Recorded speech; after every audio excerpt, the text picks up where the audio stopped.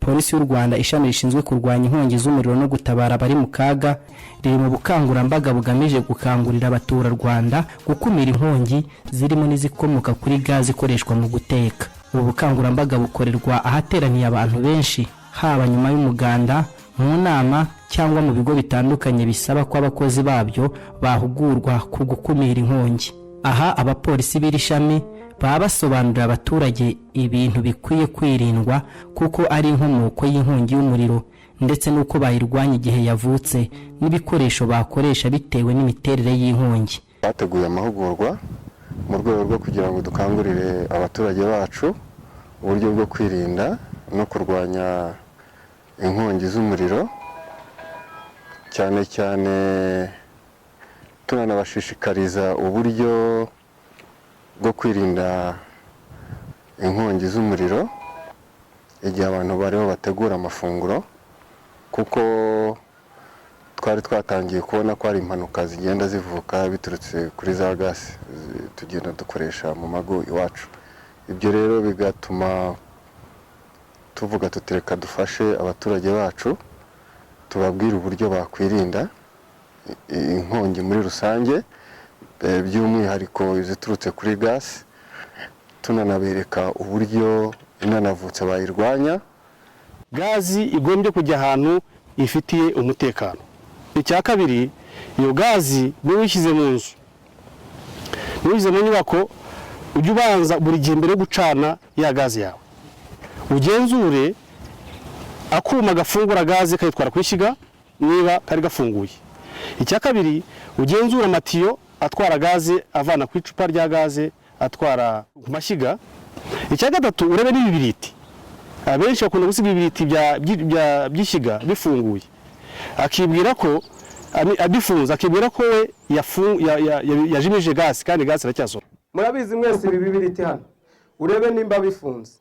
Icyo nurangiza kugikora, ufungure inzugi n'amadirishya by'igikoni kugira ngo uze kurangiza gutegura rya funguro ryawe. Niba hari yari yasohotse cyangwa hari aho yanyuze ibashe gusohoka, wa mwuka uyisohore.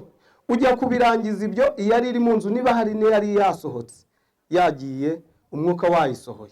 Kubera ko tujya mu iterambere ryo gukoresha gaze tuva mu makara, abantu barakoresha gazi batazi gazi ikora gute.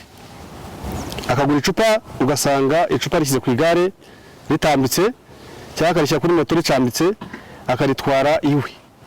Yarangiza kuritwara iwe, aho arishyize ntarebe ubwirinzi bwa rya cupa. Abenshi usanga baranaryo mu byuma. Ni ukuvuga ngo niba nari ntetse amavuta yarari ku muriro, nakase ibitunguru n'inyanya, ngiye gushyira hehe? Mu mavuta, sibyo? Nishyira mu mavuta, hari igihe ushyiramo bigahita bizamuka kubera amavuta yarari kuri dogere y'ubushyuhe yo hejuru. Icyo gihe rero, iyo ufite umufuniko nk'uyu ubasha kujyaho, uburyo uri bujyeho neza, ntagire oxygene ibona aho yinjirira, ushobora gukoresha uwo mufuniko. Ariko nabwo kuwukoresha ntabwo ari ukuba mufashe gutya ngo manure shireho gutya.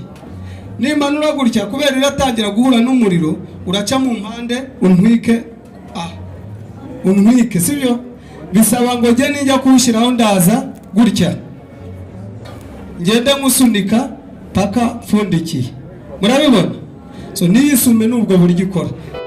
Kirazira kikaziririzwa gukoresha amazi uyizimya, kuko iyo uyashyizemo inkongi irushaho kwiyongera. Ushobora gukoresha ikiringiti cy'umwotsi cyangwa se isume itose ariko utazoza amazi, ukegera icupa ryawe witonze, warangiza ugafuraho ku buryo nta hantu umwuka uhurira na wa muriro nibura igihe cy'amasegonda 3. Warangiza ugakuraho ya isume yawe ugafunga vani ya gasi.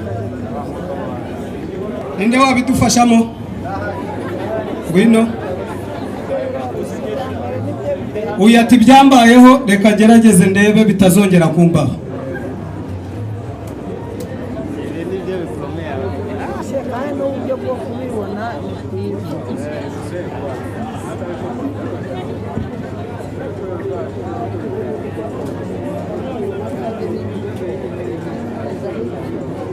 upfukura ureba gake gake niba umuriro wazimye, wabona utarazima ugasubizaho, sibyo?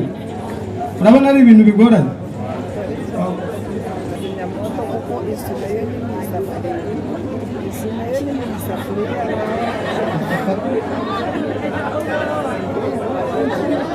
Ni ukuvuga ngo twumvikane gukura isume ntabwo ujya kurunguruka mu kumuriro, ushobora kuba utarazima ukongera ukazamuka, sibyo?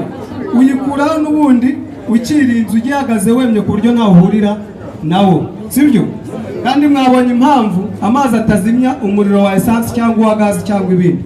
Ntabwo ari ibyo ngibyo gusa, hari n'impamvu zitera inkongi zituruka ku bikoresho dukoresha iyo amashanyarazi agiye, ndavuga nka za buji, kuko hari impanuka nyinshi zagiye zituruka kuri za buji.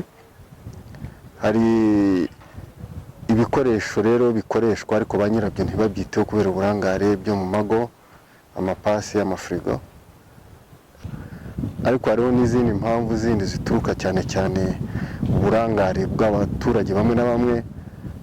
Iyo bariho bategura amafunguro yabo ugasanga yenda nk'imbabura araranye nayo atetse, akaza gusinzira bikarangira imbabura itwitse ibyo yari aryamiye, gatwika n'inzu n'ibibyegereye byose. Ibyo rero cyane cyane ubwo burangare buturuka ku bikoresho bimwe dukoresha ku mpamvu zitandukanye z'ubuzima bwacu bwa buri gihe, ariko abantu bakarangara ntibabyiteho.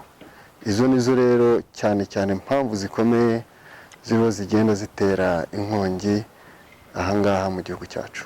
Abitabira amahugurwa n'ibiganiro bitangwa na Polisi y'u Rwanda ku byerekeye gukoresha neza ibikoresho bikoresha umuriro w'amashanyarazi n'ucanwa n'abantu hagamijwe gukumira inkongi, bashima ubumenyi bungurwa cyane cyane mu byerekeye gukoresha ibikoresho bizimya inkongi z'umuriro birimo ikizimyamuriro.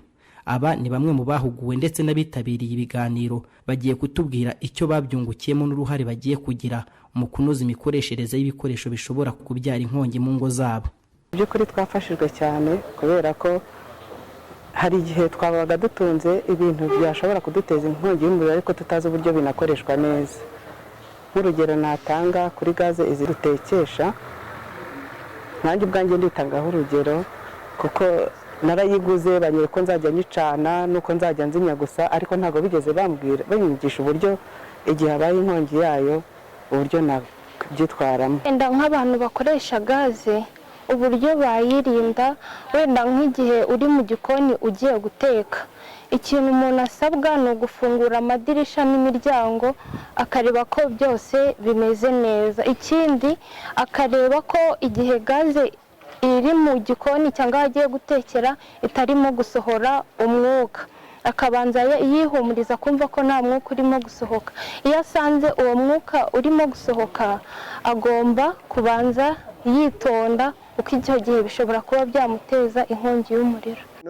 Turanavuga ngo hari igikoresho ubu ngubu gishobora kukubwira ko gaze iriho ihita, icyo twita gaze detekita, ku buryo ni agakoresho kavuza inzogera iyo gaze iriho itambuka. Ibyo bintu rero byose nta kintu uratangira gukora, ugomba kubyitaho. Ese irahitisha ntihitisha? Niba ihitisha nta kintu ukeneye gukora, kwikoresha. Nakinguye amadirishya, nakinguye imiryango kugira ngo niba yatangiye guhita ihure n'uyu muyaga duhumeka uyivangire, icyo gihe ntabwo iba icyatsi, ariko nta kuko iba itagifite umwimerere wayo. Icyo ngicyo rero turagikangurira umuturage mu rwego rwo kwirinda. Noneho rero yenda impanuka iranze iravutse, ibyo byose wenda wabikoze wibagiye akantu kamwe, ariko iramutse ivutse, gira ikindi kintu wateguye kihe, ikizimyamuriro. Hanyuma ya nkongi yaba itangiye kuvuka ugahitira kwizimya. Aka kantu murakabona akangaka safety pin, aka nta kizimyamuriro itakagira, kaba karimo gasirinze, niko kagaragaza ubuziranenge bwayo. Urakurura aka kakavamo. Kirazira gukurura wafashe aha hombi, ntabwo kashobora. Urabibona niyo wagira uti, kubera ko utu tuntu twombi tuba twagafashe, ufata hano hasi ugakurura gahita kavamo.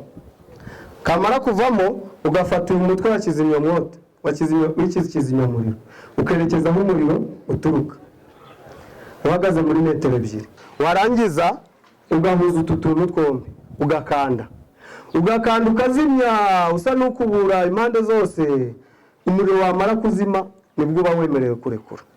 Icyiza nabonyemo cyane, niba ntarinze uburyo igihe habaye inkongi y'umuriro, yaba iyi ngiyi y'inkwi dushobora gucana, cyangwa se haba n'igihe dutekesheje amavuta yagwamo umuriro ugasanga biragurumanye cyane, ntabwo twari tuzi uburyo twazimya uwo muriro, ariko twigishwe ko igihe habaye inkongi y'umuriro itewe n'amavuta ufata umupfundikizo ugapfundikira.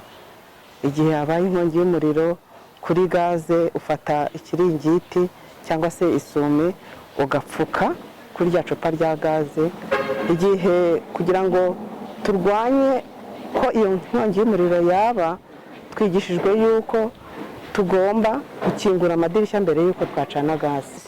Twize uburyo tugomba kuzimya gaze, twize mu gihe habaye inkongi y'umuriro, twize uburyo ibikoresho bitandukanye tugomba kuba dufite mu gihe dufite iyo gaze, twize uburyo twakagombye kuyikoresha. Muri make amakuru ntayo twari dufite, ariko uyu munsi twabonye amakuru menshi, tugiye gufata ingamba z'uburyo tugomba gukoresha iyo gaze ikaba igisubizo aho kuba ikibazo. Icyiza cya mbere kibaho ni uko bakurikiza inama y'uko gaze ikora, kuko aho uyiguze uko byagenda kose ubagirije inama y'uko gaze ikora barabikubwira, bakakwereka uko gaze ikora, aho ifungurirwa, aho ifungirwa, uko yongerwa umuriro, ese izamutse cyane bigenda gute, bakabikubwira, bakakwereka aho igabanya, aho yongererwa, ibi byose ukabimenya. Ibi byose turiho tubwira abatwumva nuko bagomba kubishyira mu bikorwa ku neza yabo, mu rwego rwo gucunga umutekano wawe n'abawe n'ibyawe. Uburyo turiho dukoresha tubwira abaturage bacu bigomba gushyirwa mu bikorwa kugira ngo dukunde tugire amahoro. Ndumva nishimye, aya mahugurwa twahoraga tuyifuza, none uyu munsi turayabonye. Nta mpamvu rero yo kugira ubwoba bwo kuzimya umuriro aho ubona washobora kuwuzimya. Fashe n'icyemezo cy'uko no mu rugo umuntu ashobora kwigurira kizimyamwoto akayibika mu rugo, akayereka n'umukozi uko yabasha kuzimya igihe yaterwa n'inkongi y'umuriro tudahari, cyangwa se nanjye ngahugura bagenzi banjye dukorana igihe byaba ngombwa. Ibintu bikomoka kuri peteroli, esansi, mazutu, peteroli, hari n'andi mavuta yandi akoreshwa ashobora kubyara inkongi y'umuriro. Ibyo iyo bihuye n'umuriro cyangwa se bihuye n'ibishashi by'umuriro, cyangwa ari inzu yesitaye nabi, cyangwa se hari hari abana bakubagana, bashobora gucana nk'ikibiriti kikaba cyateza impanuka iturutse kuri ibyo. Inama nagira abantu bajyana ibyo bintu bikomoka kuri peteroli cyangwa se esanse na mazutu mu ngo, ni uko babireka bikajya bishyirwa aho byakagombye kuba biri. Tumenyereye ko esansi iba kuri sitasiyo, niba hari n'amadepo babikamo ayo mavuta baba baranguye, ibyo nabyo bikaba biri ahantu hazwi habugenewe kandi hafite n'ubwirinzi. Ikindi ni uko buri gihe cyose inkongi iramutse ikurushije imbaraga, no mu gihe utangiye kurwana nayo, hamagara kuri telefone zikurikira.